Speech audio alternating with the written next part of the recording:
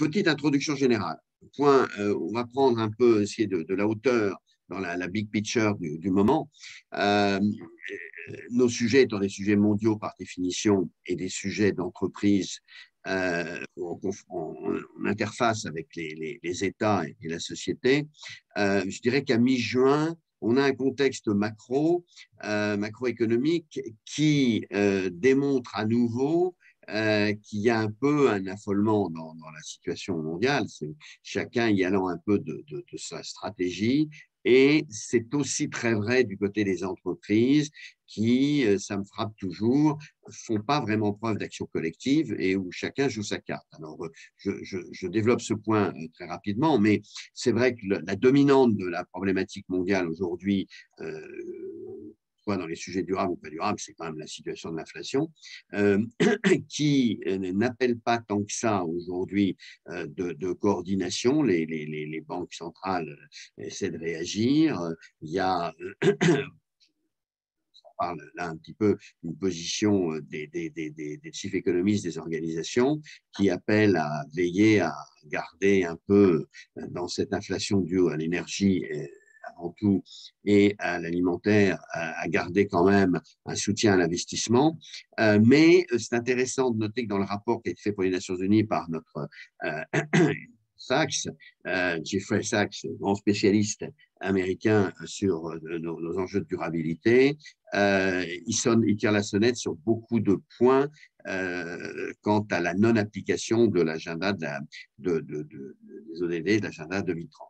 Alors, dans ce constat, c'est vrai qu'il y a une asymétrie qui interroge beaucoup les éditorialistes et les journalistes en général, c'est qu'on a des entreprises dont la prospérité est réelle aujourd'hui, soit parce qu'elles sont soutenues pour celles qui subissent des crises, soit parce qu'elles ont elles-mêmes développé des parts de marché, des positions d'oligopole, elles sont puissantes dans leur domaine, et il y a un écart entre la tension pour le consommateur, pour les ménages de ceci, et la situation de grands groupes, ce qui fait qu'on voit bien que tout le monde recherche, c'est vrai aux États-Unis en ce moment, c'est encore plus vrai en France dans le débat présidentiel, est-ce que la société civile se sent aujourd'hui rassurée sur les conséquences de ces phénomènes, redistribution? On est bien là dans les réflexions quand même de durabilité parce que démarrer la planification écologique nécessitera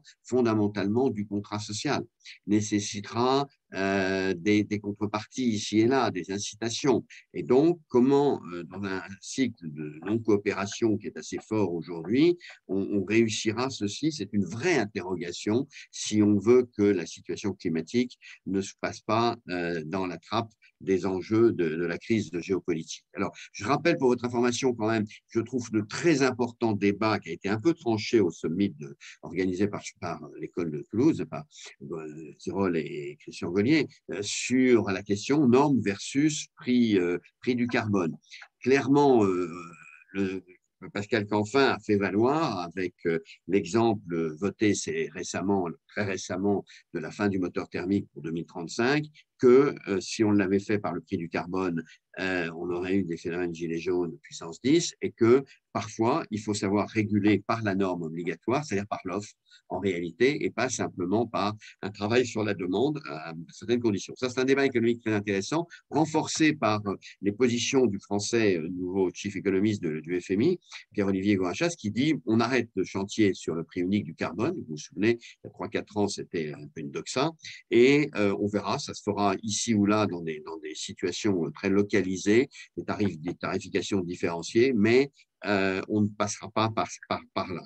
C'est un changement doctrinal très important sur ces sujets, et je vous rappelle que c'est un petit signe bleu dans le ciel nuageux, que l'OMC a passé hier un accord sur la limitation de la surpêche, protection de la pêche durable, la question des licences obligatoires sur les vaccins, vieux débat, vieux serpent de mer depuis Pretoria, mais qui est fondamental parce que c'est la vraie atteinte à la propriété intellectuelle qui est faite dans le cadre de l'OMC, et puis des accords sur la sécurité alimentaire. Comme quoi, dans cette organisation moribonde, tout ne va pas si mal. Voilà.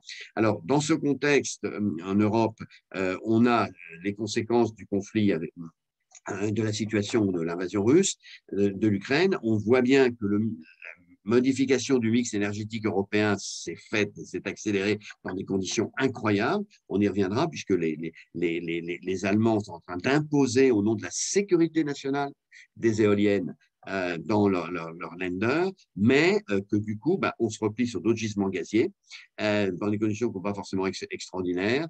Et donc, c'est l'accord que vient de passer, qu'a annoncé Total avec le Qatar. Bon, voilà, donc nouveau mix, mais ce n'est pas un mix forcément totalement décarboné. Alors, next, maintenant, première direction que je vous propose, où en sont les grands chantiers structurants?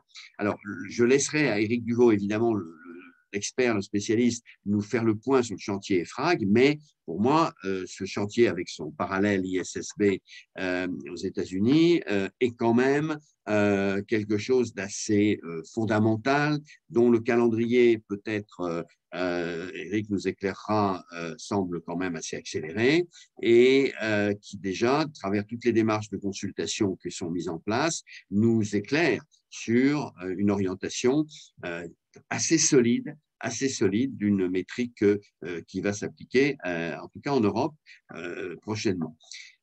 Vous avez noté donc l'anniversaire de la conférence de Stockholm, Stockholm plus 50. Voyez le rapport scientifique. Pas beaucoup d'impact sur cette question des limites planétaires. Bon, c'est dommage. De même que la COP15, la désertification qui a eu lieu à Abidjan, n'a pas donné lieu à des grandes conséquences. Et moi, je note sur ce front du climat quand même que beaucoup d'entreprises aujourd'hui, c'est un débat doctrinal là aussi un peu compliqué sur l'intégration du carbone évité. Je note à travers ce que fait Carbone 4 aujourd'hui que maintenant, on le compte de plus en plus et il intervient de plus en plus. Et je pense que Éric nous éclairera dans la partie carbone de l'EFRAG sur ce point. Alors, vous notez le travail toujours très de clarification, de normalisation un peu soft que fait le CDE à travers là, donc publié un rapport remarquable sur les minerais responsables. Le G7 va se prononcer sur la question des plastiques fossiles, donc leur élimination, l'accroissement du recyclage, qui est un des vrais problèmes mondiaux, pas dans nos pays, mais dans les pays où on ne recycle aujourd'hui qu'à pratiquement que 25%, dit-on, de l'ensemble de la matière produite. Et côté européen, donc vous avez suivi les débats avec les allers-retours sur le Fit to 55. Donc, approbation d'un programme pour l'aviation, c'est Corsia, ça c'est important. Un GIEC de la chimie qui a été mis en place pour essayer d'avancer. L'attention sur gaz et nucléaire dans la taxonomie, bon, on fera pas, les arbitrages se négocient en ce moment, avec la question des quotas gratuits, vont-ils disparaître? En fait, ils disparaîtront, mais loin prochainement, ce qui a retardé l'approbation de la taxe aux frontières, du fonds social, mais a été approuvée une résolution du Parlement contre l'importation issue de régions où il y a du travail forcé. Et je vous signale une initiative qui est intéressante, je ne sais pas si Eric la suit en matière de métrique, mais c'est le duo Macron-Bloomberg qui avance, il a avancé sur la TCFD et maintenant, ils ont créé un comité directeur attaché aux Nations Unies sur une plateforme publique sur tous les engagements zéro émission, etc. Alors, est-ce que c'est un embryon d'un pilotage international de ces sujets ou est-ce que c'est simplement un aller-retour Europe-États-Unis, je ne sais pas, mais on voit qu'il y a là des initiatives parallèles qui se font. Alors, si on avance maintenant du côté des du côté des initiatives des entreprises et de la communauté économique, je porte à votre attention le débat qui ne se tranche pas bien sur l'Ocean Climate dans les AG. L'AMF demande une loi, beaucoup disent il faut maintenant qu'on dise c'est les actionnaires qui décident, c'est le conseil d'administration. L'affaire Total a été encore un peu pagailleuse sur ce terrain-là. Il y a besoin de clarifier un sujet aussi majeur sur les situations d'entreprise. Alors, sur Davos qui s'est mis au tout numérique, l'ensemble les journalistes ont considéré que maintenant, c'était un peu le chant du cygne, la fin un peu d'un événement qui est très lié à la démondialisation et qui n'a pas eu du tout son impact, et que c'était plus que jamais une foire à la bonne conscience verte. Du reste, c'est assez frappant. Je trouve qu'il y a un discours d'autosatisfaction très grand de la part des entreprises sur ce qu'elles font, comme si déjà tout était durable, alors que les observateurs considèrent que tout est devant nous. Ça, c'est un problème qu'on connaît bien. Et vous noterez quand même, ça c'est un signe très important, qu'il y a une critique de l'ESG aux États-Unis qui monte, de la réglementation, de la mécanique, très républicaine certes, mais c'est un point qui est embêtant et qui a obligé BlackRock à un peu faire un peu un repli récemment dans ses déclarations. Je vous signale le rapport de PE donc sur la décarbonation, la demande de l'AMF d'accélérer aussi sur le greenwashing dans l'assurance vie, le fait que dans la commission de normalisation, aujourd'hui on a ouvert maintenant un chantier qui va succéder à l'ISO 26000 pour rénover tout ça et aller vers ce modèle d'entreprise durable qui est probablement l'horizon 2030, j'espère, le plus partagé. Un événement intéressant, c'est une collaboration ADEME-MEDEF qui n'avait pas été très bonne ces derniers temps sur comment faire avancer dans le tissu français la décarbonation opérationnelle. Et puis, l'initiative de la communauté RH pour développer l'actionnariat. Alors, je termine maintenant, je vais vers la conclusion. Moi, ce que je note, si vous voulez, c'est que dans ce brouillard, dans ce maelstrom des actions structurantes par certains côtés, très dispersées, anecdotiques de l'autre, on n'a pas vraiment de fil conducteur à nouveau qui tire tout ça dans un sens qui est très lisible. Les chantiers sont entre les mains des organisations et on n'assiste pas à de la vraie coordination, chacun est dans son silo. Alors que les sujets sur qu'est-ce que sera la croissance sobre appellent des réflexions, qu'on attend des entreprises qu'elles accélèrent. Alors j'ai noté une citation du président de Saint-Gobain qui dit très clairement, c'est un des rares à le dire, nous devons aller plus vite, nous devons changer de rythme, nous devons aller beaucoup plus loin aujourd'hui que ce qu'on fait. C'est intéressant à noter. Dans cette question-là, émerge un peu le débat qui va être le débat de demain très fort sur les obligations ou les incitations dans un contexte géopolitique où la confrontation autocratie-démocratie, eh bien, maintenant est en plein. Comment on va trouver dans nos démocraties une façon d'inciter les entreprises et les ménages à réguler aller vers de la sobriété sans faire du contrôle social à la chinoise. Ça, c'est vraiment un débat qu'on voit monter et sur lequel on ne sait pas très bien qui va faire quoi. Alors, je note quand même, il y a eu un débat intéressant du côté des entreprises. J'ai parlé pour les étudiants d'HEC, il y a les étudiants de l'agro et autres qui disent attention, nous, on veut des positions beaucoup plus radicales et des enseignements qui nous préparent à l'économie de demain beaucoup plus nets. Isabelle nous en reparlera tout à l'heure. Et je porte à votre attention le rapport de la FNEJ qui a fait avec beaucoup d'autres organisations. C'est une concertation intéressante, mais qu'ils ont appelé l'entreprise Full RSE, que je considère, ça n'engage que moi, que je considère quand même être une bonne synthèse de toutes les tendances qui existent aujourd'hui, mais qui restent quand même dans le sillage de la RSE et qui ne donnent pas les clés d'une collaboration entreprise-acteurs publics sur la durabilité. Bon, et donc, on est un peu loin. À noter quand même, pour ceux qui suivent ça de très près, qu'il y a eu un jugement celui-là, alors là, il est fondamental. La justice a considéré que la non-application par Bolloré de la médiation sur Socapalm en Afrique pouvait donner lieu à un traitement en justice, l'engagement n'ayant pas été suivi, il pouvait être porté en justice. C'est la première fois qu'on voit une judiciarisation du PCN, suite aux décisions du PCN. C'est très intéressant à noter.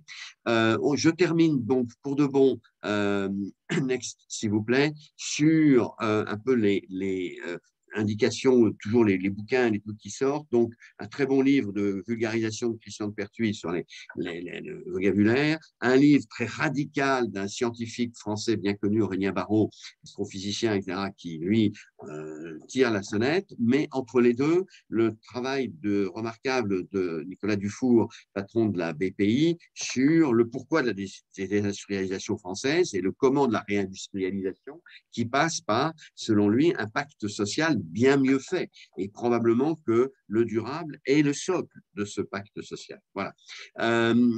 Donc, maintenant, je vais passer la parole. Next, s'il vous plaît. Voilà, je vais passer la parole en réaction à cette actualité sur laquelle j'ai cueilli un peu les points forts, selon moi, aujourd'hui. Mais vous voyez quand même qu'un travail de fond se fait. Il y a ce qui est sous la glace et ce qui est apparent.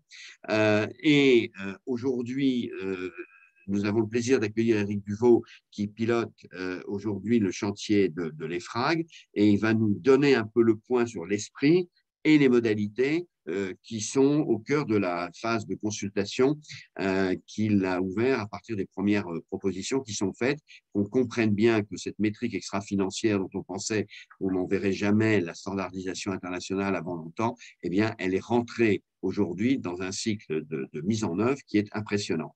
Et Isabelle Cadet nous donnera le point sur la façon dont le monde enseignant aujourd'hui intègre ces données, car évidemment, il est très mis en cause sur un peu un retard qu'il a en la matière, et donc elle nous donnera le là sur cette question. Éric, je me permets de te passer la parole et je laisse Léo gérer le changement de slide, s'il vous plaît. Merci. On reviendra Merci Patrick. Alors j'ai un fond d'écran nettement moins agréable que le tien. Donc Éric Duvaux, bonjour à tous. Donc moi je suis responsable de l'équipe développement durable d'EY. Il y a 180 consultants en France, 3000 dans le monde. Et puis j'ai une deuxième casquette, c'est que je suis effectivement membre du Technical Expert Group de l'EFRAG, et où je représente la France, et en l'occurrence le ministère de l'économie et des finances. Donc le TEG, le Technical Expert Group de l'EFRAG, est chargé de préparer les normes de durabilité européenne. Voilà pour l'introduction. On peut basculer, si on est sur les slides, on peut aller directement sur la slide 2.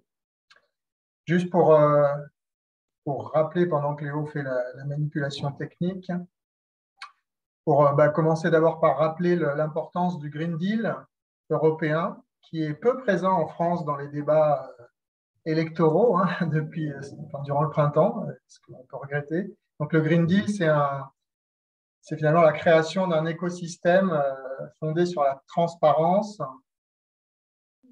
Voilà, donc le titre, c'est l'EFRAG, c'est le nouveau normalisateur européen de la durabilité. Vous mettez en plein écran, s'il vous plaît, Léo, en plein écran. Pour ceux qui ne sont pas familiers avec ce terme un peu barbare d'EFRAG, c'est une organisation qui existait auparavant et qui a été renouvelée récemment, au printemps, notamment avec toute sa gouvernance, pour devenir le normalisateur européen de la durabilité. Et donc, ce que je disais sur le Green Deal, c'est que c'est un écosystème qui est basé sur la transparence, qui est utilisé comme le moteur de la transformation de l'économie, avec l'idée que ce qui se mesure peut s'améliorer ou va s'améliorer. C'est ça la logique. Donc, la CSRD, c'est ce qu'on voit à droite là, sur la slide, va apporter la transparence nécessaire pour orienter les investissements vers le financement de la transition. Et donc, ça, c'est complété par deux autres réglementations importantes. Donc, la taxonomie, là, qu'on voit en bas. La taxonomie a pour but de définir quelle est la part verte du chiffre d'affaires et des investissements de chaque entreprise. Et puis, en haut à gauche, on a le règlement Disclosure qui oblige les investisseurs, les asset managers, à publier ou à démontrer, publier la part verte également de leur portefeuille d'investissement. Donc, quand on achète un produit, quand on investit dans un produit financier, normalement, le règlement Disclosure vise à lutter contre le greenwashing. Les informations qui viendront donc de la CSRD, de la taxonomie, seront reprises dans le règlement Disclosure, dans les produits financiers. Et tout ça va se faire avec un système de digitalisation, c'est-à-dire qu'on a aujourd'hui, c'est le système ESEF, qui est le European Single Access Point, de l'information à la fois financière. Donc, les états financiers sont déjà, comment dire, on peut rester juste encore une seconde sur le ESEF. ESAP, c'est le système c'est la database qui va regrouper les informations financières et de durabilité de l'ensemble des entreprises européennes en open source. Et donc, l'objectif, c'est de désintermédier tous les data providers et les agences de notation qui, à la fois, seront toujours utiles, hein, il y en aura toujours besoin, mais elles auront un rôle moins important et ça évitera pour les entreprises notamment d'avoir à passer beaucoup de temps à construire les données, à les donner à ces data providers qui ensuite, souvent en se faisant payer, d'ailleurs, ils se font payer ces data providers, et ensuite ils revendent ces données. Donc le business model est un petit peu particulier. Donc là, l'Europe essaye de mettre un terme à ce système.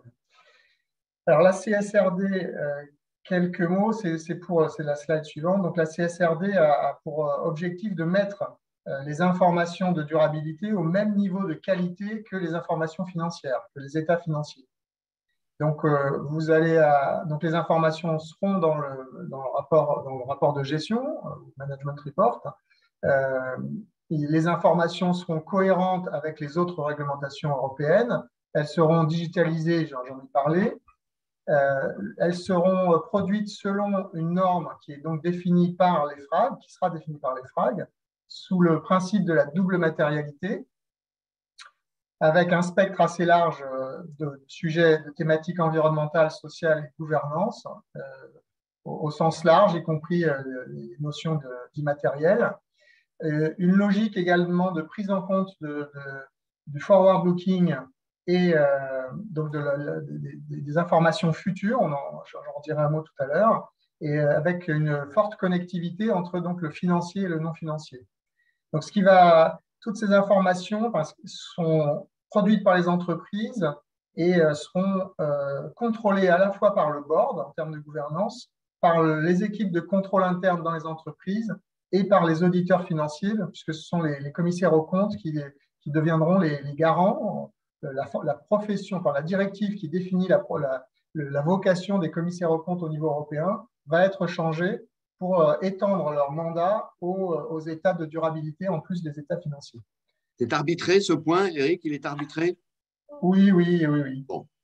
Bon. Ensuite, donc, dans la slide suivante, alors effectivement, il y a une question peut-être sur la date de mise en application de la CSRD.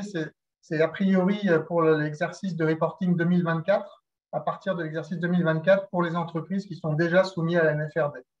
Et puis ensuite, l'année suivante et l'année d'après, il y aura un élargissement du périmètre des entreprises soumises. Et donc voilà, donc ça laisse quand même encore un peu de temps aux entreprises pour se préparer.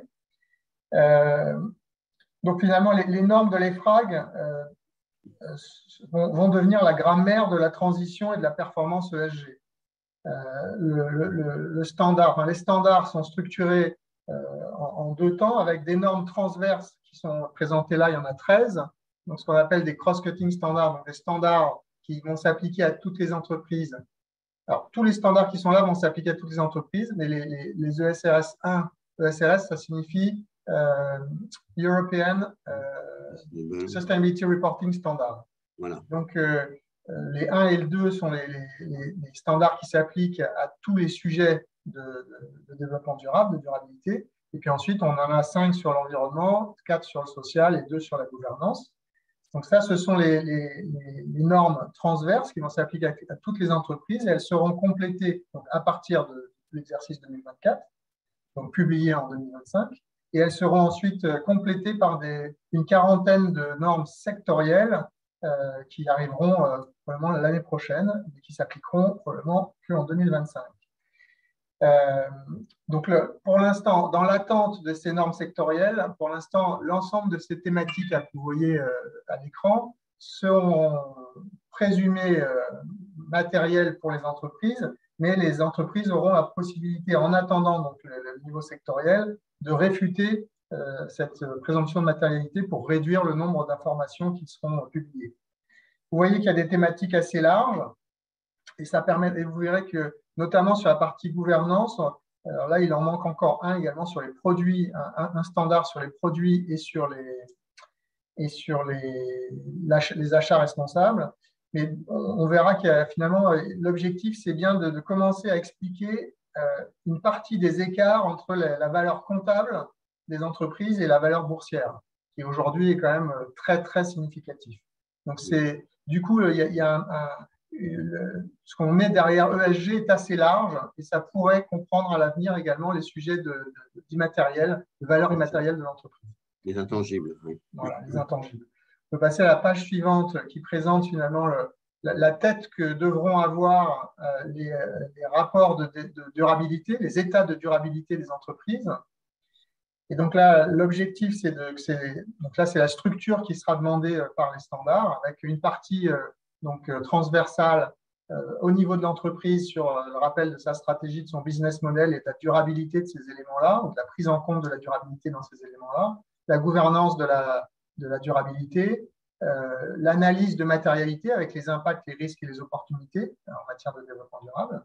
Il y aura peut-être à ce niveau-là également le rapport sur l'équivalent du devoir de vigilance européen, qui est la Sustainable Corporate Due Diligence Directive, donc CS3D. C'est le petit bloc bleu ciel en bas.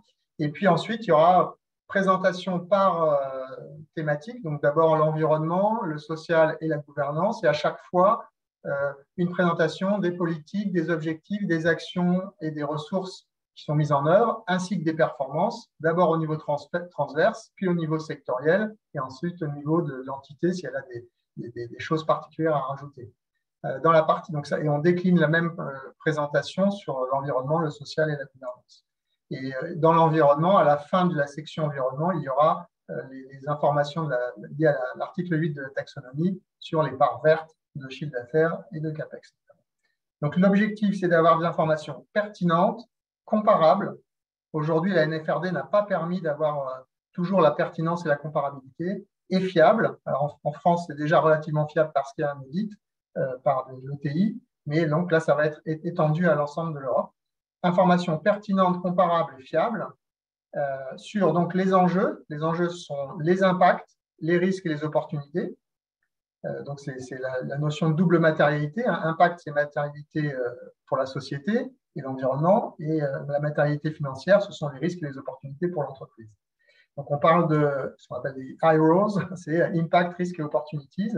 Et donc, ça va expliquer comment, normalement, les étapes de durabilité devront expliquer comment les stratégies et les business models se modifient, à quelle vitesse, c'est-à-dire quels sont leurs objectifs et comment on les atteint par rapport aux trajectoires, et donc notamment sur le climat, comment la gouvernance supervise cette transition avec de l'intéressement à l'atteinte de ces objectifs de transformation, et puis quelles sont finalement les actions et les performances, et notamment avec un suivi donc, des progrès par rapport aux trajectoires qui ont été élaborées. Donc ça, c'est l'objectif général. Et on peut passer à la dernière slide. Juste pour rappeler que tout ça se déroule dans un contexte international évolutif, comme Patrick l'a rappelé, sur le reporting de durabilité. Donc, il y a l'initiative européenne qui a fait accélérer l'initiative des IFRS et également bouger la SEC. C'est le troisième. L'icône d'en bas à gauche, c'est la SEC aux États-Unis. Et donc, alors je ne vais pas rentrer nécessairement dans le débat de comparaison et de l'interopérabilité entre tous ces standards. Je note en tout cas que l'Europe, en prenant toutes ces initiatives, a quand même obtenu que les IFRS positionnent leur siège social en Europe, à Francfort, et que le président soit français, donc Manuel Faber. Rien que ça, ce sont déjà des succès importants. L'enjeu plutôt sur ces aspects-là, donc vous savez que les IFRS sont les normes à la base financière, et donc et la SEC, c'est également l'équivalent de l'AMF américain, donc ils ont un mandat plutôt sur les éléments financiers. Donc ça me permet d'insister également sur le dernier point le dernier message que je voulais vous faire passer, c'est sur pour nous l'enjeu clé, c'est l'interconnectivité entre les états financiers et les états de durabilité. En fait, aujourd'hui, il y a plein d'informations sur les événements futurs que j'appellerais, moi, du pré-accounting ou qui donc ne répond pas, ces événements ne répondent pas aux caractéristiques qui permettent de comptabiliser ces événements futurs dans les états financiers, mais néanmoins, ils sont très éclairants sur la valeur future de l'entreprise. Et donc, tous ces événements futurs probables, mais donc qui ne sont pas suffisamment probables pour être comptabilisés, sont importants. Donc, c'est tous les éléments qui sont liés aux actifs échoués, donc les stranded assets, mais également aux locked-in emissions, donc toutes les émissions certaines liées aux actifs existants ou aux produits vendus. Et donc, par exemple, il y a également tous les sujets de la cohérence des hypothèses sur les prix du carbone qui sont retenus à la fois pour les décisions d'investissement des entreprises, mais aussi pour les décisions de dépréciation, d'impairment ou d'amortissement des goodwill. Et donc, aujourd'hui, tous ces éléments-là ne sont pas cohérents dans l'entreprise. Et donc, l'enjeu de ces standards, qu'ils soient EFRAG, IFRS ou SEC, ça va être de mettre en relation et d'augmenter, c'est un peu les schémas qu'on voit en haut à droite, hein, il y a des petits doigts jaunes là, qui mordent sur le gris, et c'est ça que ça exprime. C'est qu'il va y avoir une plus grande proximité entre les experts par exemple, du climat et les directions financières. Et donc ça va dans le bon sens, la taxonomie va renforcer cela. Donc ça, c'est un mouvement qui est clé, et je termine là-dessus, et puis ensuite on pourra changer lors des questions. Oui, il y aura pas mal de questions. Éric, simplement, est-ce que ça veut dire que les entreprises alors françaises, cotées notamment, qui ont un capital aux États américains, devront rapporter à la fois selon ce que CSRD avec les standards EFRAG et par ailleurs selon les standards ISSB américains. Donc, en fait, on se dirige vers deux réponses parallèles. Oui, effectivement, j'ai oublié de préciser ce point-là, c'est une bonne question. En fait, le mandat que la Commission européenne a donné à l'EFRAG est de faire des standards qui sont complètement compatibles avec aussi bien l'ISSB que la SEC. Ce qui veut dire qu'un émetteur français qui serait conforme à l'EFRAG sera forcément conforme à l'ISSB et la SEC. Donc, il n'y aura pas de double reporting. Et on est en train de discuter justement cette demande d'équivalence qui ne pourrait être que dans un sens, puisque l'Europe est en double matérialité, donc rajoute les impacts en plus des risques financiers. Voilà. Et donc, la réciproque ne pourra pas être vraie. Donc, une entreprise américaine ne pourra pas être, si elle est SEC compliant, ne pourra pas être EFRAG compliant, sauf à rajouter des éléments. Et la même chose pour l'ISSB. Donc voilà ce qui est en train de se jouer en ce moment dans les discussions. J'ai lundi une discussion avec les IFRS, avec Emmanuel Faber. Là-dessus, ouais. Et donc, le calendrier sur cet exposé, donc fin 23, on aura publié à peu près tous les… Alors, les actes délégués sur les standards, les actes délégués sur les standards transverses là, que je viens de montrer tout à l'heure, sont censés être publiés en juin 2023. Oui. Les standards, donc entrée en vigueur de ces standards pour l'exercice 2024. Les entreprises auront, déjà, normalement, les standards vont être remis par l'EFRAG à la Commission européenne en novembre de cette année. Donc là, on aura déjà une version finale du contenu, mais elles ne seront pas traduites légalement et qu'elles ne seront pas encore traduites dans les 27 langues européennes. Donc, tout ça sera fait pour juin 2023. Application donc à partir du 1er janvier 2024 pour l'exercice de reporting 2024 publié en printemps 2025.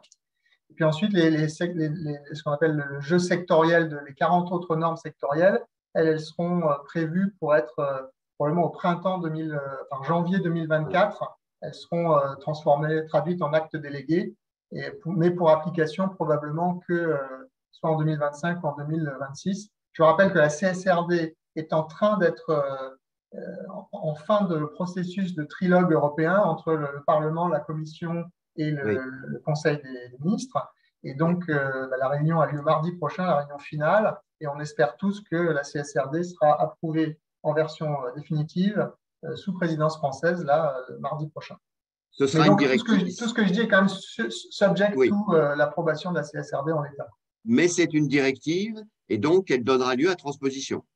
Oui, mais par rapport à la NFRD, c'est une directive qui est extrêmement précise, et donc les marges de manœuvre de transposition sont très faibles. Et donc je crois que… Alors, Pour l'instant, la transposition est même prévue pour la fin 2022. Vous voyez, ça laisse très peu de temps aux États membres. Ça sera peut-être différé dans la dernière version de la CRCRD, j'en sais rien. Mais je ne pense pas qu'il y ait beaucoup de… Enfin, l'idée, c'est qu'il n'y ait pas d'écart. C'était une des critiques de la NFRD, hein, c'est qu'elle a été transposée de façon tellement différente d'un pays à l'autre qu'il n'y a pas d'homogénéité ni de comparabilité en Europe. Donc là, l'objectif est l'inverse. Parfait. Merci beaucoup. On aura des questions plus précises à poser à Éric Duvaux. Je vois qu'elles s'accumulent dans le chat. Et je voudrais passer à l'autre pilier un peu de notre actualité, qui est la réflexion devenue action dans le monde de l'enseignement, management et formation, enseignement supérieur, en passant la parole à Isabelle Cadet, qui va peut-être mettre ses slides en même temps. Isabelle, vous êtes maître de conférence Paris-Sorbonne, vous allez nous préciser un petit peu d'où vous parlez et le fait que vous représentez pour moi, si vous voulez, un peu un éclairage très, très compétent, très pertinent dans ce monde de l'enseignement, où on a l'impression qu'il est pris de court par la pression des étudiants et par un retard accumulé, alors que les générations nouvelles qui vont rentrer dans l'économie ont une formation très faible en durabilité et sur nos sujets. Donc, on vous écoute avec grand intérêt pour nous dire comment vous décodez un peu l'accélération qui est en train de se faire à ce niveau aussi fondamental de la formation des futurs dirigeants d'entreprise. Merci Isabelle. Merci beaucoup, Patrick, pour votre invitation. Merci beaucoup pour cet intérêt pour effectivement le monde de l'enseignement et de la recherche, compte tenu des enjeux. Alors, je vous cherche ma conférence là pour… Les slides, oui. Ouais. Voilà, ça doit normalement apparaître bientôt sur vos écrans. J'ai fait un partage d'écran. Léo, vous je suivez. suis là. Alors, partage d'écran, il a dû apparaître là. Voilà. Toujours pas. Attendez voir. Je refais une petite manip. Je clique. Voilà, on va y aller, effectivement. Je pense qu'on va être bon voilà, là. merci, on y arrive. Est-ce que là, vous le voyez ou pas? Là, on a votre fichier et il reste. Non, il faut juste que je l'agrandisse, c'est ça? Il faut que vous le fassiez apparaître. Est-ce que là, c'est tout bon? Et est-ce que là, vous on est sur la m'entendez? liste. On est sur la liste et on va donc. Il faut qu'on Ah, vous ne atterrisse. l'avez pas là encore? Léo, vous pouvez appuyer, vous pouvez aider Isabelle, s'il vous plaît. Oui, normalement, dans écran partagé. Voilà. Ah, voilà, c'est parfait. Voilà. C'est tout bon? Donc, voilà, on y est. Très bien. Est-ce que tout le monde m'entend bien? Oui, on peut y aller, Isabelle. Alors voilà, donc aujourd'hui, c'est un sujet qui est passionnant, non seulement pour les jeunes et tous les étudiants qui nous écoutent aujourd'hui, mais également pour le monde des entreprises, puisque tout particulièrement, vous le verrez, comme je suis maître de conférence dans une école de management public qui est l'IAE de Paris, je vais vous parler tout particulièrement du management de la RSU, c'est-à-dire de la responsabilité sociale ou sociétale des universités. Alors, pourquoi je vous en parle et quelle est ma légitimité, si je puis dire, pour vous parler de ce sujet-là aujourd'hui? C'est d'une part que j'appartiens depuis plus de 10 ans à l'ADERS, qui est une association scientifique, académique, pour le développement à la fois de l'enseignement et de la recherche en RSE, donc responsabilité sociale de l'entreprise. Et je suis également membre avec Patrick Dumière, que j'apprécie tout particulièrement comme nouveau dirigeant de cette commission de développement durable, responsabilité sociétale à l'AFNOR. Nous travaillons tout particulièrement la question des normes, de la normalisation sur ces sujets très pointus, donc celui que nous venons d'entendre notamment sur les normes comptables, mais également dans le monde de la recherche sur ce que pourrait être demain la normalisation, les plans verts, les référentiels des DRS dans ce monde-là. Alors, la question qui m'a été posée, elle est à plusieurs tiroirs, si je puis dire. Elle est d'une part de connaître l'offre de l'enseignement supérieur pour les étudiants, de connaître également l'état de la recherche sur les questions de RSE et de durabilité. Et puis, ce qui est en creux dans cette question, c'est comment en fait les enseignants-chercheurs s'inscrivent de manière compatible, de manière en tous les cas appliquée, compréhensible dans le monde de l'économie, c'est-à-dire des entreprises et des organisations de manière globale. Alors, je préciserai ça parce que ça nous mènera sur un dilemme de savoir si effectivement notre liberté académique de chercheurs peut être limitée par les besoins économiques ou si au contraire, c'est la planète qui représente un monde fini et qui nous oblige à revoir notre liberté académique à l'aune des ressources naturelles et non pas pour répondre aux besoins économiques, mais au contraire pour faire face et faire fi de cette liberté au regard de ces ressources qui ne sont pas infinies, à la fois pour le monde des entreprises, mais également pour le monde de la recherche.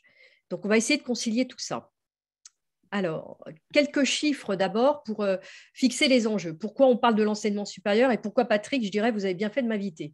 Parce que l'enseignement supérieur forme 39% de la population mondiale. Et ça représente à peu près, pour vous donner un ordre de grandeur, donc ces chiffres datent de 2018, 71% des Européens et 68% des Français. En France, tout particulièrement, vous avez 156 établissements de l'enseignement supérieur, donc un tiers des universités, ce qui représente 59% des étudiants qui ont affiché très clairement une problématique développement durable et responsabilité sociétale dans leur organisation. Et je précise également que l'université publique, par opposition là à tous les établissements d'enseignement supérieur, qui soient ingénieurs ou autres, qui forment nos jeunes, l'université publique, ça représente quand même en France 2,7 millions des étudiants.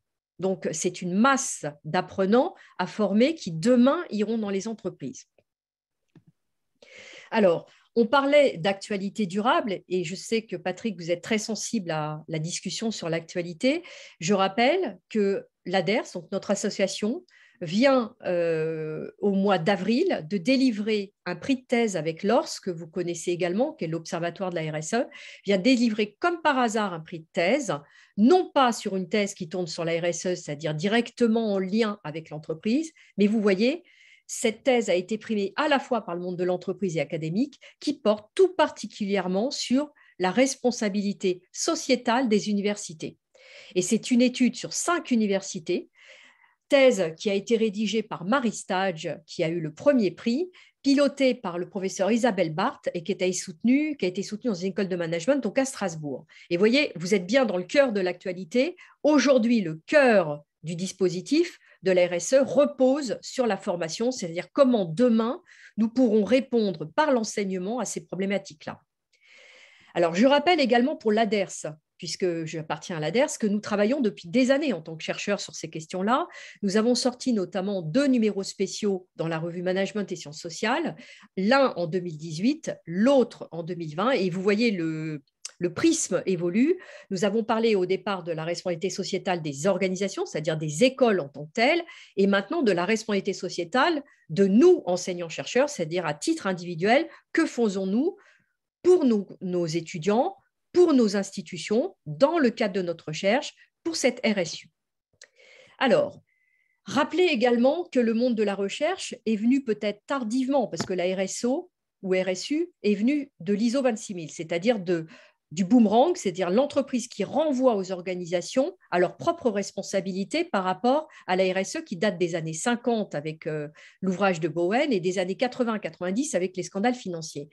C'est très récent. Nous avions des démarches volontaires, alors depuis le Grenelle 2009, avec l'article 55, qui nous imposait aux universités de mettre en place un plan vert. Puis, il y a eu la loi de 2013 qui a permis de mettre en place des services communs dédiés. Donc, vous avez vu fleurir au fur et à mesure dans les universités et les écoles des services dédiés. Ça pouvait être un vice-président chargé du développement durable, une commission spécifique RSE dans nos écoles. Mais le Code de l'éducation, de même que beaucoup de textes dans le Code de la recherche, rappellent que toutes les disciplines, et pas simplement les sciences dures, doivent intégrer l'éducation au développement durable. Donc, ce n'est plus une option, c'est une obligation. Et dernièrement, dans la loi de programmation de recherche de 2020, vous avez effectivement un article 123.2 qui a été complété du Code de l'éducation qui nous dit que cette sensibilisation et cette formation, elle porte sur la transition écologique du développement durable, donc plus particulièrement la question de l'urgence climatique, mais elle est également obligatoire. Donc, ce n'est plus une option, c'est une obligation. Pour autant, la formation n'est pas complètement appropriée. Et vous avez raison de nous dire que même vos étudiants d'HEC et dans bon nombre d'universités, voire de nos instituts d'administration des entreprises, se plaignent à raison, je dirais, ou à juste titre, du fait que nous ne sommes pas encore à la hauteur des enjeux. Pour autant, dans les annonces que je peux faire, donc qui sont récentes, de l'Assemblée générale de France Université. Je rappelle que France Université, c'est la jonction à la fois de la CPU, c'est-à-dire de la conférence des grandes écoles, et des conférences des présidents des universités, qui se sont vraiment mutualisés pour dire cette problématique est générale, il faut qu'on travaille de concert. Et dans cette collaboration, vous avez donc 150 établissements et 17 réseaux partenaires qui sont aujourd'hui reliés donc, sous la coupe de CPU et CGE, avec comme dirigeants Mathias Bernard d'un côté et Denis Guibard de l'autre. Ça représente 80 établissements qui ont une démarche et vous avez donc 21 établissements de plus qu'en 2020. Vous avez également le label des DRS adapté à notre responsabilité universitaire qui s'internationalise et qui s'aligne de manière de plus en plus exigeante sur les objectifs du développement durable qui datent de 2015 via l'ONU. Et nous avons également sur la plateforme d'auto-évaluation qui existe pour nous un certain nombre d'inscrits et vous en avez 201 aujourd'hui d'inscrits contre 166 en 2020, ce qui veut dire qu'il y a une réelle progression dans la prise de conscience et la problématique telle qu'elle est posée avec des outils de pilotage. Pour autant, alors je rappelle le rapport Jouzel, qui est un des plus récents, de février 2022. Voilà, il est très, très important. Donc, je vous ai mis toute une bibliographie, je vous donnerai mon support, où vous pourrez trouver tous les éléments chiffrés, que ce soit budgétaire, engagement, etc. Mais quand bien même, effectivement, il y a un écart entre les discours et les pratiques, très bien évalué notamment et très bien étudié par Marie Stadge, qui vous parle notamment de ces universités encapsulées, c'est-à-dire qui ont des démarches, mais qui peuvent paraître marginales par rapport au changement de paradigme qui est exigé aujourd'hui pour modifier structurellement et de manière systématique l'organisation de l'université. Quand bien même on note ce hiatus, en tout cas cet écart, on voit quand même des progrès remarquables en la matière. Donc, je vous laisse lire ce rapport qui est, à mon avis, un des plus importants et très récents. Pour autant, comment je peux m'expliquer? Ce sera ma dernière slide. Après, je laisserai les questions, je pense que c'est plus judicieux. Comment on peut expliquer ce hiatus et en tous les cas cette difficulté du monde du supérieur à s'adapter à la demande de plus en plus pressante des étudiants, mais également des entreprises? C'est qu'en fait, vous avez, alors je l'ai mis en opposition, mais j'ai posé la question, on n'est pas forcément en opposition. Vous avez eu une prise de conscience sur nos responsabilités, qui est certes là plus ancienne. Mais aujourd'hui, on nous dit de passer à la vitesse supérieure, si je puis dire, et de devenir un enseignement supérieur durable. Ce que je veux expliquer là, à travers les travaux à la fois de Philippe Dessertine sur le grand basculement, qui est professeur à l'IAE de Paris, qui a rédigé un certain nombre d'ouvrages sur la question, qui travaille notamment avec la chaire Finagri, qu'il a montée, c'est qu'en fait, on parle de la même chose, mais dans des termes différents. Et c'est en fait un problématique d'échelle. Et vous avez la même chose à l'EFRAG, si je peux faire un lien avec la conférence qui a été donnée par M. Deveau juste avant moi. En fait, la difficulté, c'est qu'on a bien une taxonomie européenne avec des enjeux sur le climat qui représente en fait la Terre. Et vous voyez, j'ai dessiné la Terre de manière ronde, parce qu'en fait, la Terre, elle n'est pas plate, elle est ronde. Mais pour ceux qui travaillent, et moi, je travaille sur Terre, donc je travaille sur un univers qui est plat, qui est linéaire. Quand je dois former des étudiants, c'est d'un point A à un point B pour demain répondre à des objectifs d'entreprise. Moi, je suis confrontée à cet objectif de responsabilité, c'est-à-dire de donner des cours qui peuvent servir demain, voire après-demain, à nos étudiants. Mon échelle n'est pas la même. Et toute la difficulté de l'EFRAG, de la comptabilité des données extra-financières, ou en tous les cas, aux critères ESG, parce qu'on peut discuter de la notion d'information extra-financière. Tout est financier.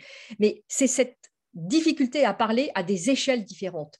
Et tout l'enjeu de l'enseignement supérieur de 2021 à 2030, c'est justement d'arriver à pouvoir mettre en parallèle ces deux échelles pour pouvoir se parler et répondre à cette urgence climatique.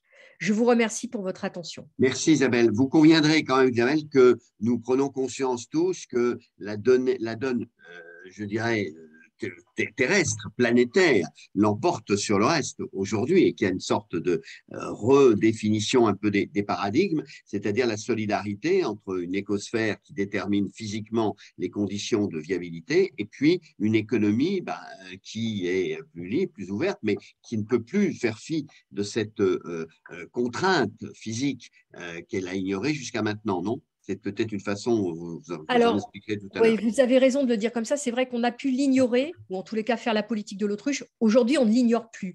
Par Oui, contre, ce que l'on n'a pas, c'est les outils, c'est le comment faire de manière opérationnelle. Tous les jours, on a des bonnes volontés, mais vraiment, que ce soit les enseignants, les étudiants, etc., ou les entreprises, hein, même s'il y a des pionnières, et puis on n'a pas la recette miracle. Ce changement d'échelle est fondamental. Et comme nous dit Jean Covici, vous savez, le spécialiste de l'énergie, là, quand il a interviewé le président de la République, il lui dit, n'oubliez pas, il nous reste 5 mandats de président de la République pour répondre à ces enjeux. Donc, effectivement, c'est angoissant. Et d'un autre côté, comme on est tous conscients et qu'on est prêts à aller ensemble de manière mutualisée à répondre à cette question, je pense qu'il y a de l'espoir. merci Isabelle. Alors, on va aller vers les questions maintenant que les participants souhaitent poser à Éric Duvot et à Isabelle sur deux sujets qui, certes, se recoupent, mais sont bien particuliers. On va remettre les slides général sur le dialogue, merci. Et Arnaud, je te passe la main pour concentrer le questionnement et le rendre plus facile pour nos intervenants, s'il te plaît. Tu m'entends, Arnaud? Arnaud Herman. Voilà. Oui, merci Alors, Eric, merci Arnaud. Vous m'entendez ou pas? Tu oui, oui, Ah, vas-y Arnaud. Bon. D'accord. Merci à nos deux intervenants. J'ai pris au vol les questions et j'essaie de les réorganiser pour faciliter les réponses. Je vais commencer par Eric à propos de son intervention sur la. Je propose deux séries de questions, des questions assez rapides qui, je pense, appelleraient une réponse rapide de ta part sur des aspects assez pratiques, techniques, et puis des questions qui vont peut-être nécessiter un peu plus de développement. Alors, pour commencer sur les aspects pratiques, peux-tu nous confirmer les seuils d'application de la future CSRD et les critères, je crois, chiffre d'affaires et employés, s'il te plaît? Alors, les seuils ont bien été. Alors, premier caveat, c'est que donc, on attend le vote de la CSRD donc, la semaine prochaine.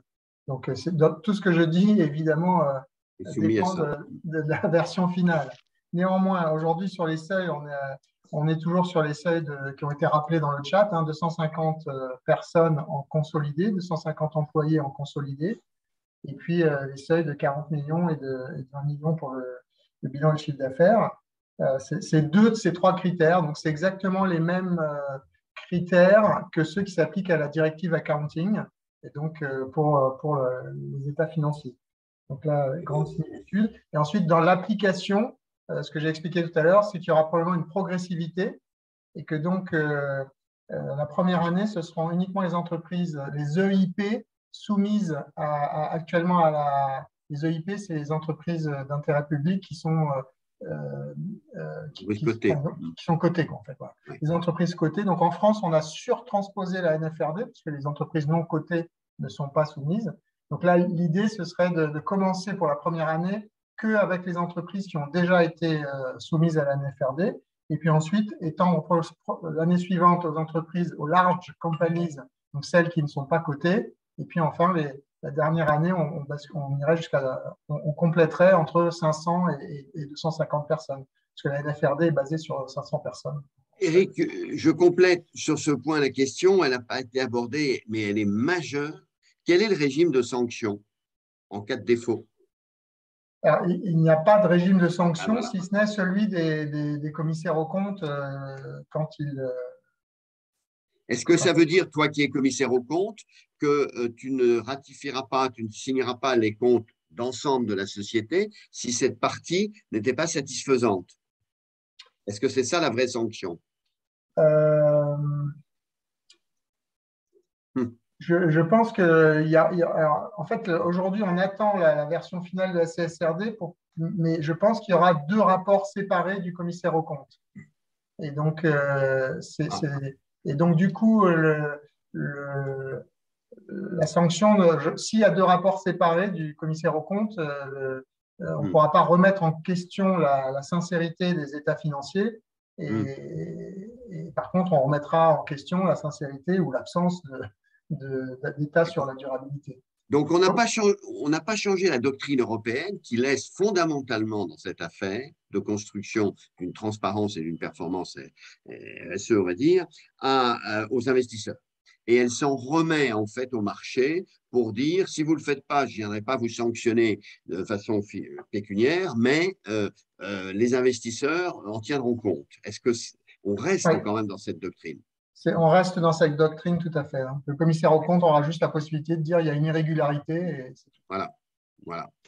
Ce qui est un point majeur parce qu'on n'articule pas avec aujourd'hui, notamment pour les opérateurs étrangers qui ne voudront pas le faire, on n'articule pas avec une forme de contrainte, et on n'est toujours pas dans la contrainte. Bien. Oui. Tu es d'accord. Tu es d'accord. Arnaud, je te repasse la main par contre. Oui, merci à vous. Alors, deux questions qui pourraient être rapides sur les indicateurs. Est-ce que tu nous confirmes, Eric, que le scope 3 sera bien couvert dans les exigences de reporting de la CSRD? Et y a-t-il des KPI qui couvrent les immatériels, les intangibles? Alors, oui, sur le climat, le scope 1, 2 et 3 sont couverts et demandés. Après, les standards sont des standards de transparence, ce qui veut dire que c'est une obligation de dire, mais pas de faire. Donc, vous pouvez très bien ne publier que scope 1 et scope 2 et dire que vous n'arrivez pas, ou vous n'avez pas eu le temps, ou je ne sais pas quoi, quelle raison, vous n'avez pas pu calculer le scope 3. Mais néanmoins, il sera demandé. Et donc, la même chose sur les objectifs. Il est demandé un certain nombre d'éléments sur les objectifs, mais si vous n'en avez pas, il suffit de dire que vous n'avez pas d'objectif. Ce n'est pas une obligation de se fixer des objectifs de réduction. Et sur les immatériels, alors les immatériels, j'ai vu la question dans le chat, aujourd'hui, ils ne sont pas dans les exigences de publication des normes transverses, mais parce que c'est le premier jeu. Mais l'idée, c'est quand même de couvrir de façon assez large, progressivement, d'autres champs de l'immatériel. Mais une fois de plus, ça peut être confirmé ou infirmé par la version finale de la CSRD cette semaine, la semaine prochaine. Une question qui était posée aussi, assez pratique, c'est comment tu vois l'évolution entre la CSRD et ses exigences de reporting d'indicateurs et la GRI? Quelle complémentarité ou quelle évolution? Alors, la GRI, enfin, une convention a été signée entre les FRAG et la GRI et on a travaillé avec les équipes de la GRI pour développer les standards EFRAG. Nous, on considère que la GRI va perdre de son intérêt en tant que telle, puisque normalement, le reporting EFRAG, comme il est en double matérialité, il y aura une intersection très forte avec la GRI. Donc, je pense que la GRI ne restera pas un référentiel. Non, il faut le dire clairement, la GRI a perdu la bataille. C'est un standard setter qui n'a pas réussi à s'universaliser. En fait, c'est un débat qu'on avait depuis 10 ans sur sa gouvernance qui a été déficiente. Elle n'a pas su faire monter les États à l'intérieur et les régulateurs. Et donc, elle a été doublée puisqu'il fallait bien une régulation publique. Voilà. Donc, on pourrait très bien imaginer que la GRI et les FRAG fusionnent. Oui. Mais aujourd'hui, ce n'est pas encore le cas. On a travaillé ensemble, il y a une convention de coopération. Je sais qu'il y a aussi des discussions entre l'ISSB et la GRI. Oui. On va voir ce que ça donne. C'est sûr qu'on assiste à une recomposition du panorama de la normalisation. Oui. En parlant du jeu d'acteurs, une autre question qui était posée, comment lire le soutien de l'AFEP à l'initiative ISSB? Petite… Alors, c'est une position de principe, on va dire. C'est une position de principe des grandes entreprises françaises qui veulent freiner, on va dire, ou ralentir en tant qu'organisation, parce que souvent le point de vue des entreprises elles-mêmes est un peu différent, mais regroupé, ça donne ces prises de position qui sont des fois un petit peu en décalage avec la réalité du terrain. Sur la partie de la double matérialité, contribution à la société, en fait. C'est là que porte le débat. Oui. En partie. Et puis, en fait, la vraie différence entre les IFRS et les FRAG et la SEC, c'est que l'IFRS est une initiative privée. C'est-à-dire que l'IFRS est piloté par les trustees, qui sont les représentants des grandes entreprises mondiales et des grands investisseurs mondiaux. Et donc, il n'y a absolument pas de représentation publique ou même des autres parties prenantes. Donc, alors que la volonté de l'Europe avec les FRAG, c'est d'avoir un partenariat public-privé. Donc, le financement est 50-50 entre le public et le privé. Et donc, ça permet d'avoir ce qu'on appelle un due process. C'est censé permettre de refléter mieux la diversité de la pensée de la société, quoi, on va dire. Oui, c'est deux schémas de valeur, Eric, différents. Les États-Unis disent les entreprises restent pour les actionnaires et elles se verdiront. Et nous disons les entreprises en Europe, elles ont aussi une fonction sociétale et donc il faut qu'elles l'expriment. Hein? On est dans cette double vision des choses. Oui.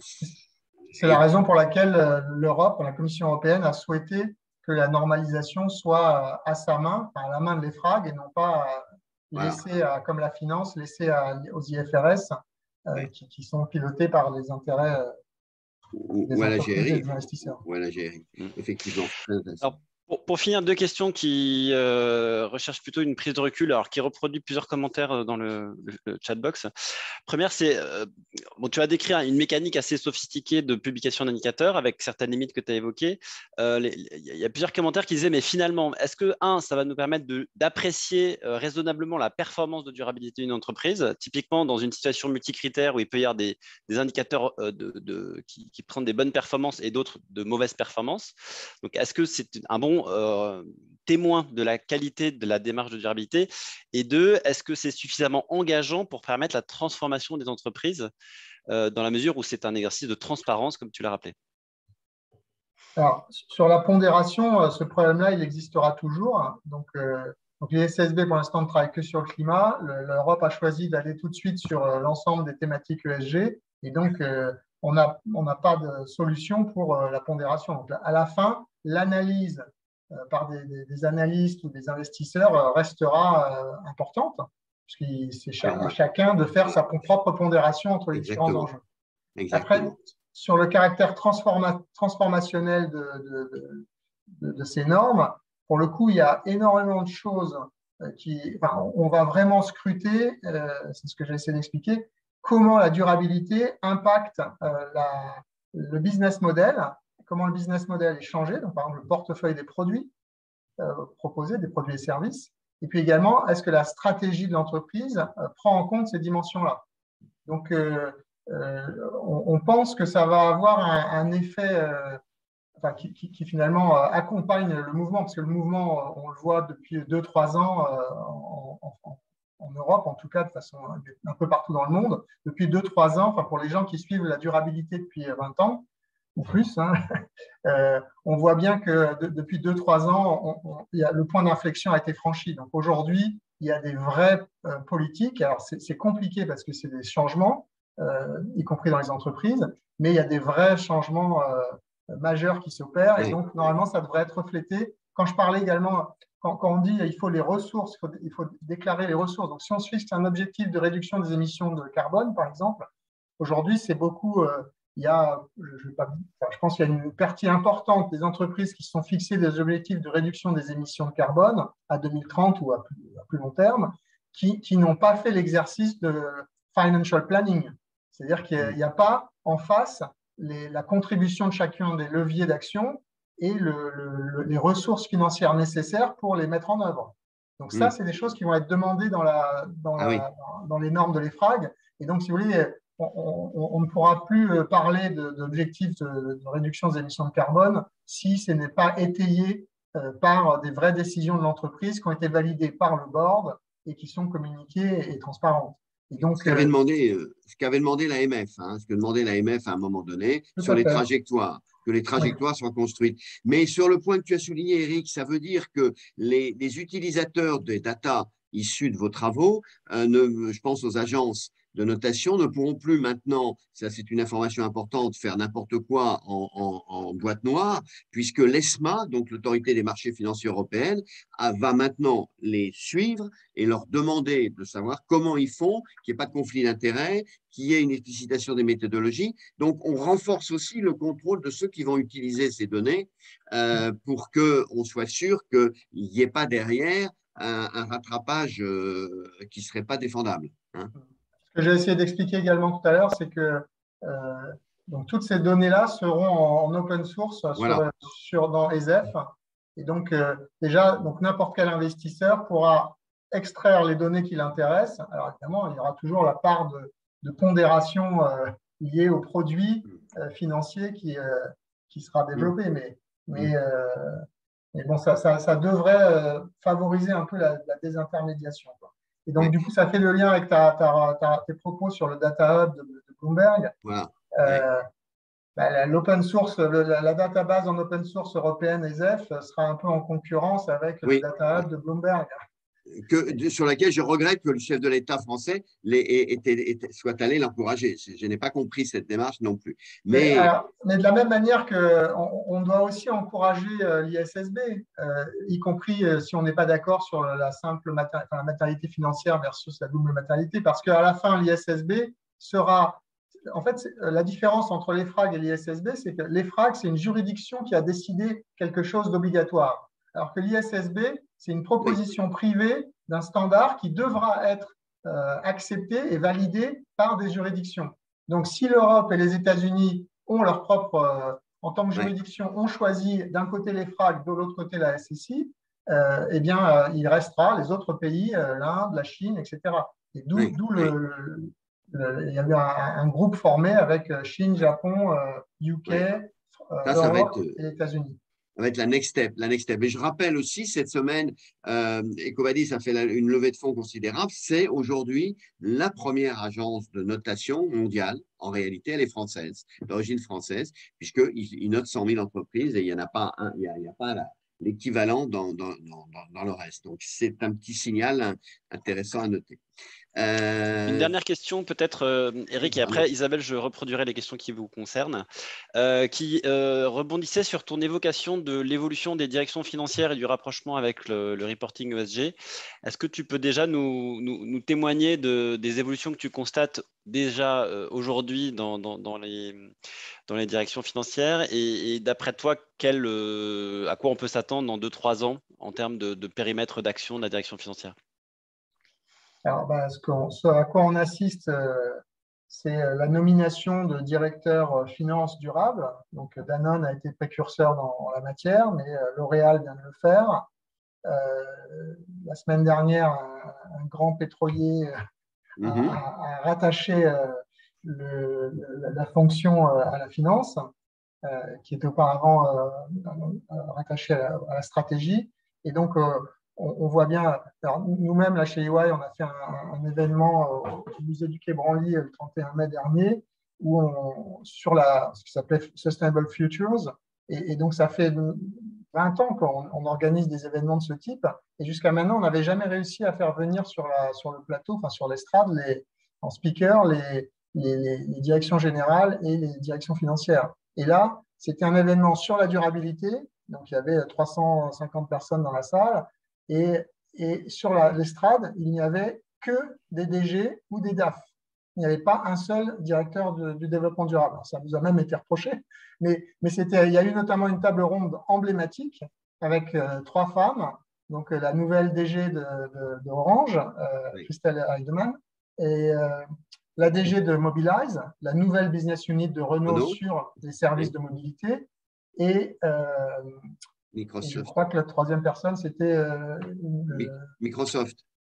Microsoft, tout à fait. Et donc c'était 3 femmes déjà, et c'était 3 femmes qui ont des fonctions opérationnelles. Ensuite, on avait le directeur financier d'EDF, de Kering, et un dernier que j'ai encore oublié. Mais donc, juste pour dire que clairement, les entreprises ont compris là, dans ces 2 dernières années que on allait changer de braquet et que notamment le reporting, à partir du moment où on veut mettre le reporting au même niveau de qualité que le reporting financier, c'est souvent les contrôles de gestion, le contrôle interne, toutes les fonctions historiquement rattachées au DAF qui vont reprendre un peu ces sujets-là. Et la taxonomie aussi accélère beaucoup ce mouvement, puisque la taxonomie est par définition un numérateur financier fondé sur des critères techniques RSE. Oui. Mais on avance vers la performance globale grâce à ça, mais elle n'est toujours pas définie. Bon, parenthèse.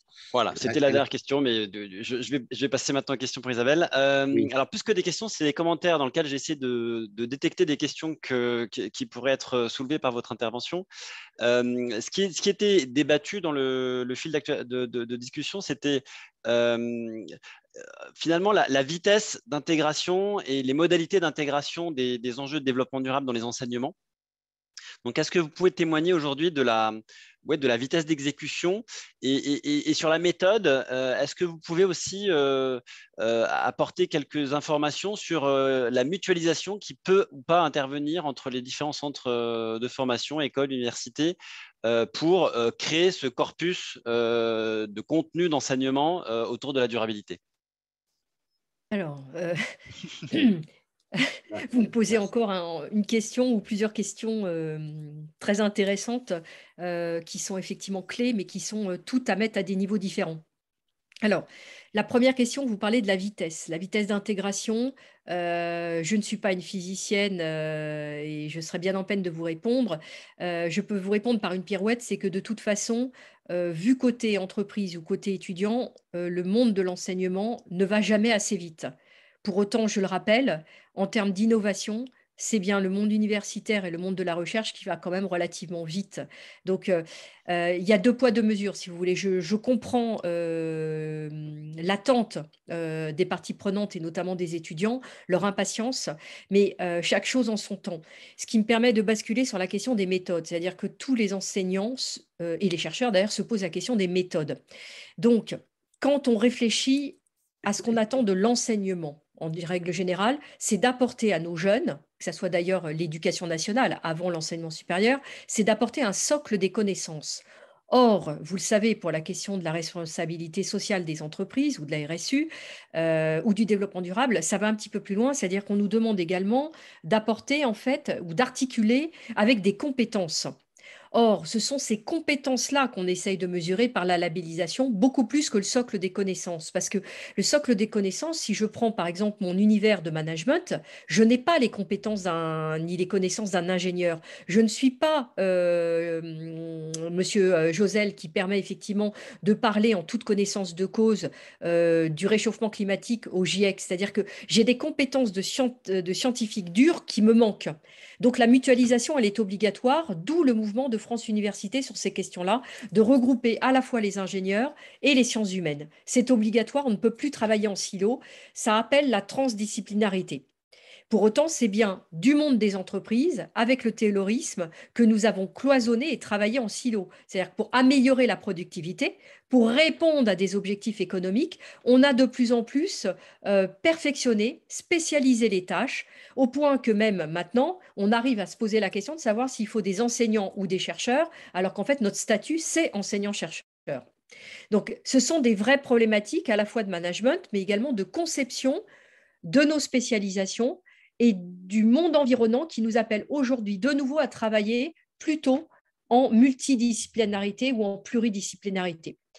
Alors, sur les socles de compétences, vous avez effectivement dans le rapport Jouzel un certain nombre de propositions qui sont faites pour effectivement ajouter au socle des connaissances un certain nombre de compétences. Donc, je vous invite vivement à les regarder parce que c'est là-dessus, effectivement, que le jeu se fera pour savoir si demain, nous serons capables, effectivement, de piloter des entreprises et de donner la bonne direction. Il y avait une autre question. Si je puis me permettre, oui. Pour rebondir sur ce point précisément, une question qui vient d'être posée et qui est assez franche, je vous la reproduis telle quelle, c'est est-ce que aujourd'hui vous considérez que les enseignants-chercheurs en université, en école, ont les compétences pour former au développement durable? Alors, on n'a aucune science infuse, ni les uns ni les autres. On a par contre des degrés d'expertise, et peut-être d'ailleurs un peu plus marqués en management, puisque nous devons travailler sur le terrain. Si nous n'avons pas des enquêtes de terrain, nos travaux n'ont pas de valeur. Pour autant, il faut absolument également que les enseignants-chercheurs, comme toute personne, comme tout personnel d'entreprise, se forment. Et là se pose la question budgétaire et la question du temps. Vous le savez très bien, avec le Covid, on a pu montrer, en tous les cas, exposer la difficulté de nos métiers, qui font d'ailleurs l'objet de défections, un peu moins que le monde infirmier et médical, mais tout de même, nous sommes souvent pris avec énormément d'heures complémentaires et nous pouvons lâcher nos enseignements supérieurs, parce qu'il n'y a pas de remplacement prévu. à la différence de certains autres métiers. On ne peut le faire et donc aller se former que si certains collègues acceptent en perruque de prendre nos masters, par exemple, pour diriger nos masters ou d'autres fonctions, nos cours, pour que nous puissions trouver le temps de nous former. Donc, c'est là la difficulté, c'est-à-dire qu'il nous manquerait 28 heures dans 24, si je puis dire, en tous les cas, un temps pour pouvoir nous former encore davantage, aller nous frotter à d'autres méthodologies, nous frotter à d'autres matières pour apprendre un peu plus, afin de transmettre demain à nos étudiants. Donc là, il y a effectivement des résistances, des blocages, suivant d'ailleurs les générations. Quand on arrive en fin de carrière, on n'a pas forcément envie de se former pour les nouvelles générations, puisqu'on a 2 pas de la retraite. Mais c'est nécessaire, il faut que les enseignants aillent se former. La seule chose, c'est que les formations qu'on nous offre, elles sont aussi avec le périmètre et puis l'offre de formation qu'on nous donne. Comme on démarre les formations en développement durable et en RSE, c'est assez compliqué. On ne va pas, nous, enseignants-chercheurs, aller chercher des formations de, si je puis dire, de consultants un petit peu bidons qu'on a formés 10 ans auparavant. Ça n'a pas de sens. Donc, il faut des formations qui soient au niveau. Et les seuls qu'on nous propose, parce que j'ai vu dans l'espace de discussion là, que nous avons, qui est plus facile, je ne dis pas que c'est réalisé, mais c'est plus facile. C'est vrai que très souvent, derrière le réchauffement climatique, on nous forme plutôt à aller se former sur des problématiques d'égalité professionnelle femmes-hommes, avec l'écriture inclusive ou le harcèlement de rue. Mais ce ne sont pas, à mon sens, les problématiques du réchauffement climatique. C'est important de travailler cette question d'égalité des femmes et de savoir quelles sont leurs chances en mathématiques ou dans d'autres domaines. Mais être une femme n'est pas une compétence. Donc, il faut remettre le curseur pour dire comment faire, toutes disciplines confondues, pour lutter contre le réchauffement climatique. Et là, on posera la bonne question, et qui peut nous former ? Mais là, vous posez très, très précisément et très clairement, Isabelle, merci, cette question, en fait, d'un déficit d'anticipation des tendances. C'est valable pour le développement durable, mais on pourrait le qualifier sur d'autres sujets, d'anticipation de la formation des enseignants, des professeurs et autres, qui doit anticiper à 20 ans, et pourquoi pas, ces transformations. Et là, on recule de génération en génération, parce que moi, je les entends et je les vu et je les vis depuis 30 ans dans les grandes écoles, en réalité. Et je vois bien qu'on a différé. Les profs de finance me disaient, ah ben, attends, écoute, c'est pas mûr, j'en parlerai quand ce sera mûr. Bon, voilà, alors, ce n'est plus le cas.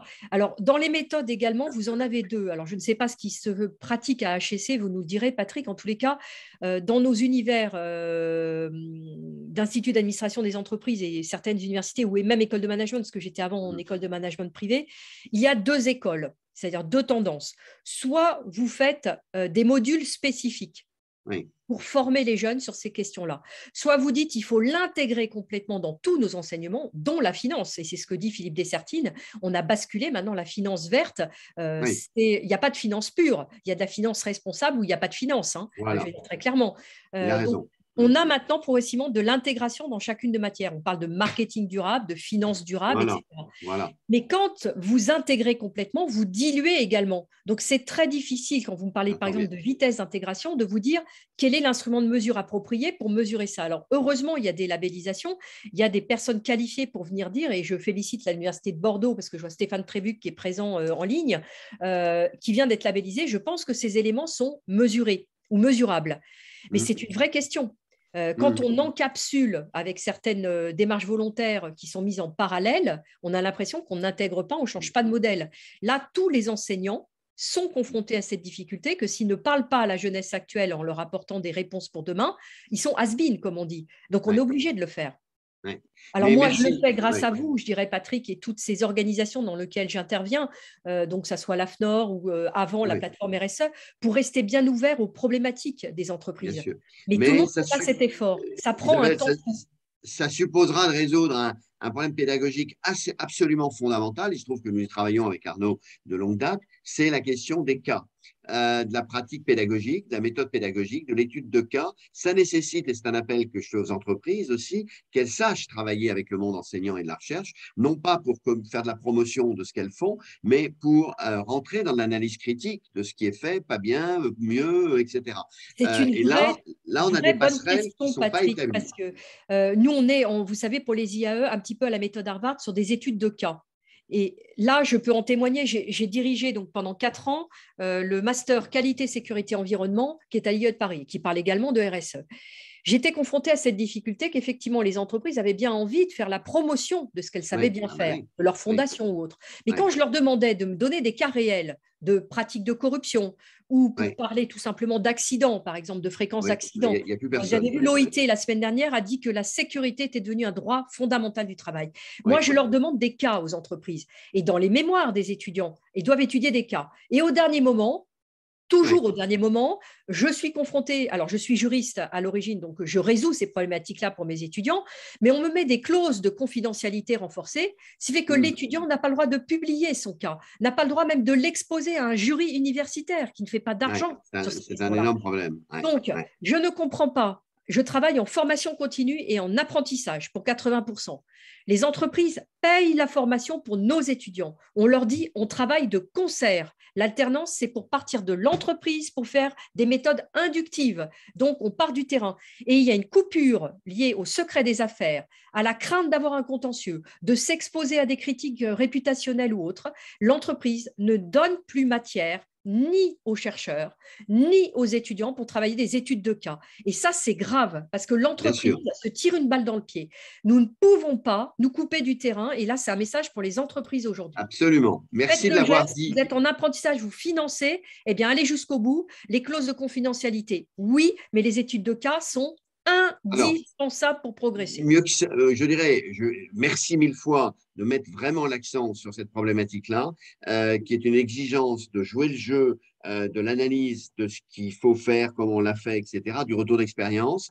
Il se trouve que dans la démarche Ecolearn, nous avons une sélection de dirigeants durables et autres avec lesquels nous travaillons en amont et qui jouent le jeu. Et je dois dire qu'on a des cas de gens qui expliquent pourquoi ça n'a pas marché, qu'est-ce qui ne va pas et autres. Donc, ça existe. Il y a des entreprises qui se prêtent à cette attitude réflexive et d'autocritique positive, constructive, mais c'est un problème fondamental. On va peut-être, Arnaud, je te laisse, on arrête là peut-être parce que juste un tout petit point, Patrick, pour vous dire, parce qu'effectivement, je vois Stéphane qui vous fait de la publicité pour des études de cas dans nos revues, donc n'hésitez pas. Nous aimons publier et nous aimons travailler dessus. Je vous redis, pour mes étudiants également en éthique, parce que je fais des cours d'éthique et de déonto, je les fais travailler à partir d'ouvrages qui viennent du monde médical. Mais je vous dis bien, il faut vraiment en prendre conscience, c'est très grave de ne plus avoir d'études de cas. Des médecins qui publient, notamment je pense au médecin qui s'appelle Vibert, je crois de mémoire, sur le droit à l'erreur. Les médecins ne peuvent plus communiquer leurs erreurs médicales ou chirurgicales, alors que c'est à partir de là qu'ils progressent. De peur d'avoir un contentieux juridique, ils ne peuvent plus transmettre. Donc ça, c'est grave. Il faut qu'on arrête, il faut transmettre, et pour transmettre, il faut trébucher. Pour trébucher, il faut effectivement se tromper 10 fois pour demain trouver la solution ensemble. Voilà, écoutez, nous sommes nous tous dans le pragmatisme, l'empirisme et la volonté de progrès. Merci à vous, Isabelle, sur cette question de l'enseignement. Merci mille fois aussi à Eric sur cette question de la construction de la norme extra-financière et de la standardisation internationale que vous faites progresser remarquablement. Vos efforts sont très utiles à la collectivité, aux uns et aux autres. Je signale que nous faisons avec Arnaud donc une formation de mise à jour sur toutes ces questions pour les Corporate Sustainable Officers le 7 juillet, qui est assez pointu sur ces questions, et que ceux que ça intéresse, je les encourage à rejoindre le hackathon de CSR Europe en faveur de l'Ukraine pour essayer de faire émerger toutes les idées de développement durable et de financement en soutien de ce pays qui est le nôtre européen aujourd'hui et dont on se sent évidemment très proche en ce moment. Merci à vous, à très bientôt, et on vous tiendra au courant de nos prochains webinars, et merci d'avoir tous contribué à cette information collective. À bientôt.